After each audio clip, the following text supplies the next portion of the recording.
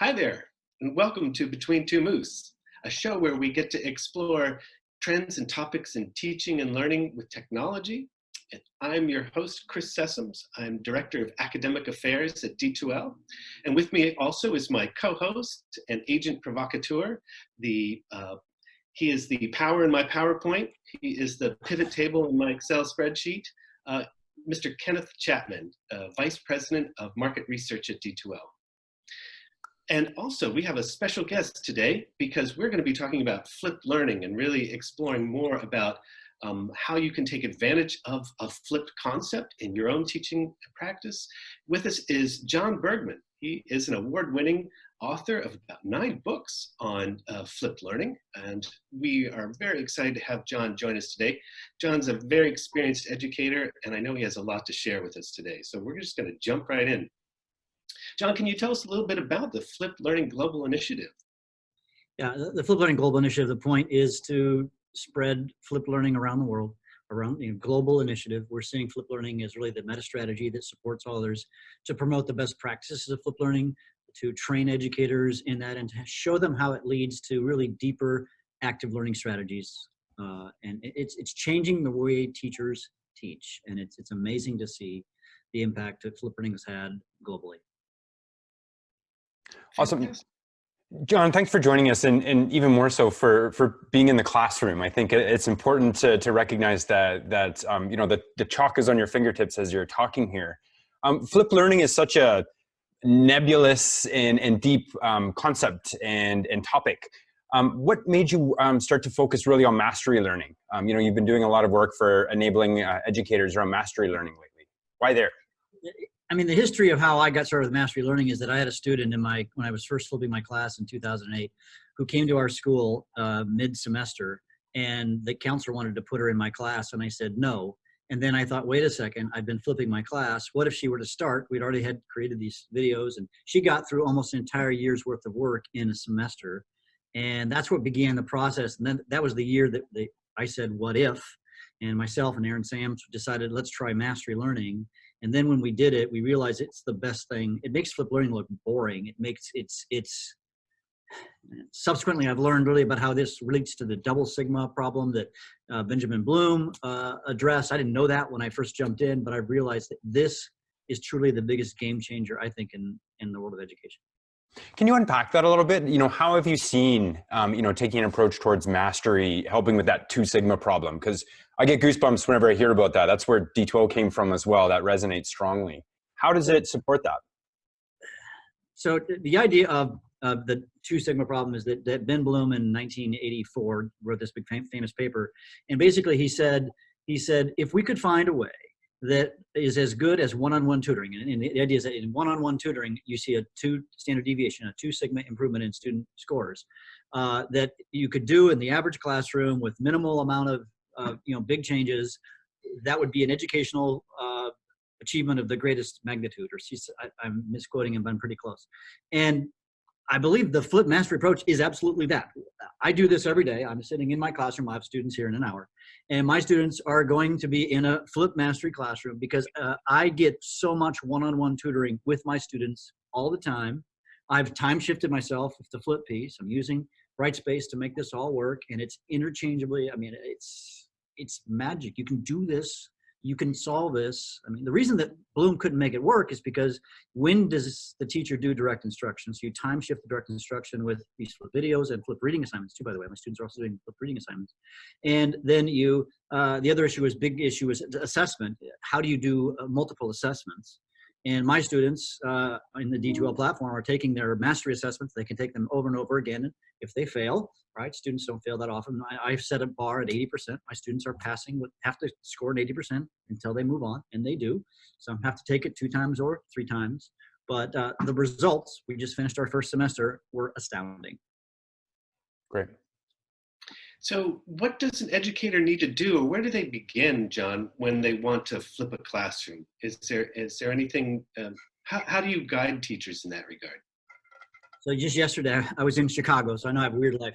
I'm here in my classroom in Houston, but I flew out for a day to spend some time with the community college in Chicago. And I spent an hour, I had 1 hour at their faculty development day. And I said, encourage them to think about rethinking the way they teach.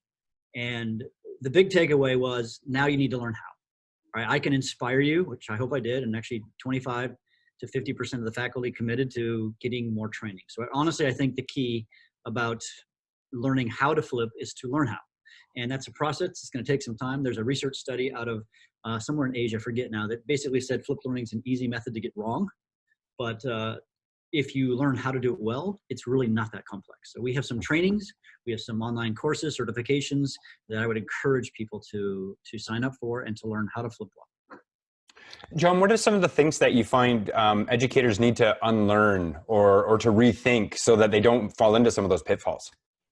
You know, that's interesting that you asked that question, Ken, because I was listening to a podcast recently, and they were talking about this. It was a podcast by a Navy SEAL of all things, and he was talking about how he has to unlearn things because sometimes. And his comment is that we tend to learn things, think that the only way to learn things is the way we learn things. Mm-hmm. And he felt like, and he's in life and death situations where he has to unlearn something because if he makes a mistake, someone dies. And I was thinking about that in relation to what I do every day. And teachers have learned to learn in a certain way. And it's the traditional model. The vast majority of teachers, there are exceptions, of course. And they've learned in a traditional way. And they have to unlearn how to teach that way because that's how they learn. So often the teachers who go into teaching or the people who go into teaching are people who are really good at school in a traditional way. And this breaks the mold. I mean, it makes you a facilitator and not a pontificator, right?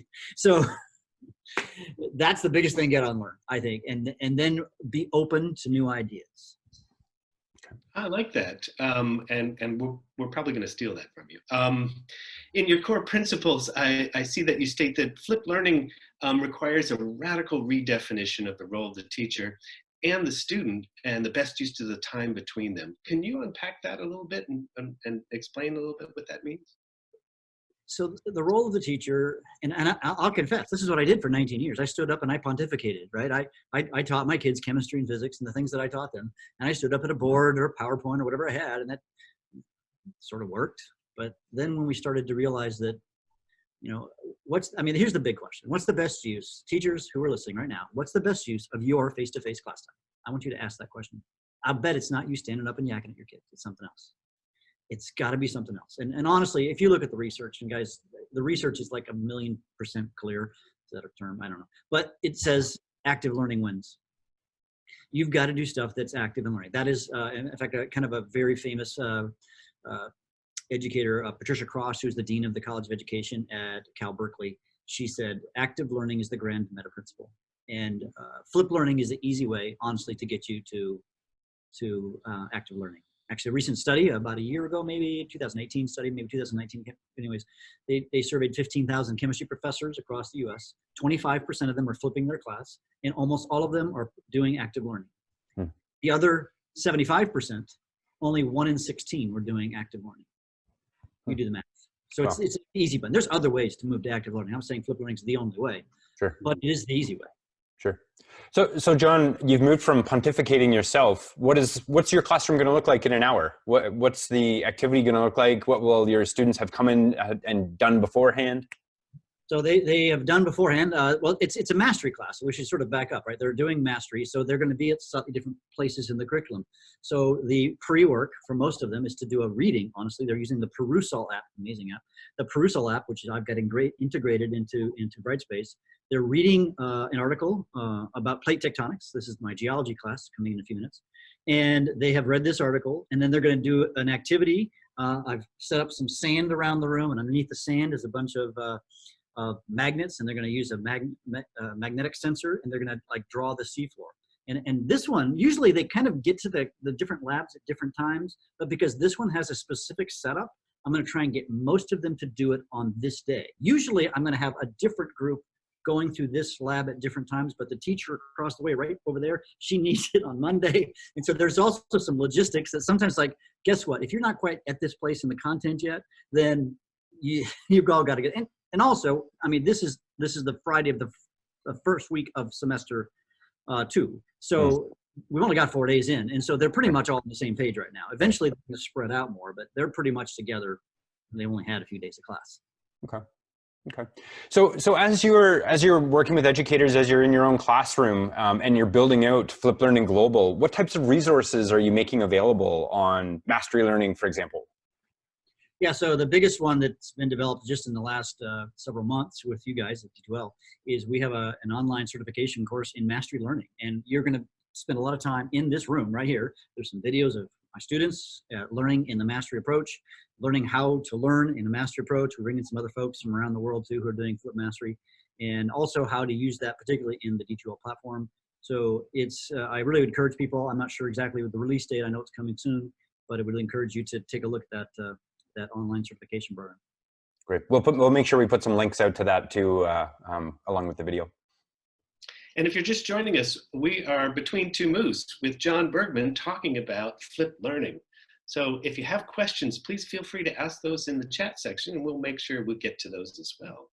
So Jon, what are some of the biggest challenges to flipping a classroom? Oh, big challenges. You know, one of the biggest challenges is to convince the students this is a better way. In many ways, you might think they'd be the first ones to adopt it, but in some ways, you know, I got 17 and 18-year-old kids, and my 17, 18-year-old kids, guess what? They haven't learned to learn this way. They've learned to play school, and so I'm trying to teach them how to learn. And so really, the first quarter for some students was really difficult. Frankly, my students have really adopted very well, but I also know I've seen a lot of problems of other teachers. And I think the other issues is that if you make some of the common mistakes, you know, your videos are too long. I've seen that many, many times. Or you don't create your own content. Or I mean, there's a list, and we put this in our trainings. Maybe 12 top mistakes people make. And if you make some of those mistakes, it really makes it so much more difficult. If you don't teach your students how to interact with the pre-learning content. I mean, there's a bunch of these little things. If you don't do those things right, then it can really set you up for issues and problems down the road. I bet. Jon, what about, you mentioned using technology a little bit, and I know I've had some conversations where some people think of flipped learning and technology as synonymous, or requiring the other. How do you look at how technology enables these instructional approaches? So honestly, I'm maybe somewhat of a Luddite, which sounds weird. I got a master's degree in instructional technology. You think I'm all over technology. But when my kids walk in the room, right over here, they're going to put their cell phones away. Nice. I've discovered that is such a distraction for my students. And I honestly, what I want the classroom to look like is interaction and doing things together, not sitting and staring at screens. Now, I believe in their screens. They're going to do the pre-work on a screen. But I want the class time to not be very screen-centric. Mm-hmm. That said, and you know, I just developed an activity this morning using Google Expeditions. I'm setting up for our next unit, which is on earthquakes. And they're going to use their phones, right? Because they're going to use it to create an AR. There's an AR thing online using Google Expeditions. And so I've created an activity around that. So I'm not a total Luddite, but I also realize that our students need to get away from tech and have more time to talk to each other. Because I think that's where the deeper learning is going to happen. But we can use, maybe it's this way. What I'm trying to do is to infiltrate their technology, right? Infiltrate their screen time. In one of the books that I wrote, I surveyed 2,000 students who were in flipped classrooms across the world. And I asked one question. I said, well, one of the questions, several questions, of course. But one question was, does flipped learning increase your screen time or replace screen time? And I may have the numbers quite off, but it's in the neighborhood of 80, maybe 75%. 75 or 80% of the students says it replaces or just adds a little bit of screen time, which says to me that we're actually infiltrating the screen culture with positive content. They're not on YouTube watching stupid cat videos. They're watching a cheesy video that I made about plate tectonics. I think that's awesome. That's amazing. So in terms of the student feedback, you know, what is the role of the educator in understanding and talking to their students about how the classroom is being flipped and what's working and what's not? Like, how much do you incorporate feedback and include that into your process? Well, every quarter here, I've been asking those same questions of my students. I send them a Google form or whatever, and then they give me honest feedback. I make sure they know it's anonymous, and I've been very pleased with the feedback. The students are really digging the course. It's seeming to work for them. This is a high-performing school, and the kids have a lot of pressure. And actually, one thing that they found, in particular with Mastery, the fact that they can retake a test, that is to them, that is like, the test anxiety goes down, and their scores are going up. I mean, well, I have to give a final, all right? And it sort of goes against me. A final means one final. Okay, it means there's one shot to do this. And I was trying to think, how can I make mastery work in a one final system? And so this is what I did. I posted the final 2 weeks ahead of time. But the final, because of the system and with Brightspace, is it's randomly picking questions from different topics. So every time a student sits down to take the test, they get a different test. Right. I had some students who took the test like 15 times so they could see almost all the questions, so they could walk in. And then when they did, they walked in and their test scores, guess what the average was? Like around 80. Which was awesome, you know, because, and that was a one-shot deal because they were able to see all the options. And how horrible is it that my students spent 5 and 6 hours going over every single aspect that could possibly be on a test. And then they walk in, of course, they get a sampling of those. They got 40 of those questions instead of the 500 that were up. It was awesome. That's fantastic. Jon, what are other initiatives that you're working on related to related to this at the Flip Learning Global Initiative? Is there anything else? It's, you know, I mean, one thing I would really encourage people to take a look at is that about a year and a half ago, 100 people, 49 countries got together, the leaders in the Flip Learning world, and we came up with the best practices of Flip Learning. And it's become, we created the global elements of effective Flip Learning. It's a table, looks like a periodic table. I'd encourage people to go to flglobal.org/elements. And those are the elements, and you can click on them and you can see what are the best practices of Flip Learning. They're all in this. It looks like a periodic table. My background as a chemistry teacher has totally come through. And you'll see what's the best things you can do in the individual space. That's the pre-work. What's the best thing you can do in the group space? That's in class time. Technology, assessment, planning. I'm trying to think of them all. Feedback. You asked about that. There's a whole section on feedback, etc. So I would encourage people to really look through that because that is the guideline. And now research is being written around that, academic research around the global elements table. I in fact talked to a professor yesterday who was asking, what should I do research on? And I told him this, and he said, oh, that's a no-brainer.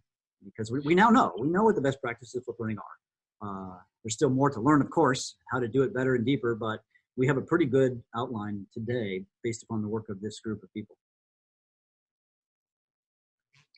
That's terrific. Ken, anything else? No, Jon, I want to thank you for coming on and sharing both your direct experience and some of the resources and ways that, you know, our audience can start to think about how they flip their classroom. And as you said, what's the best way to spend that time, that valuable time you have with your students and your learners. So thank you, Jon. Yes, thanks very much for joining us.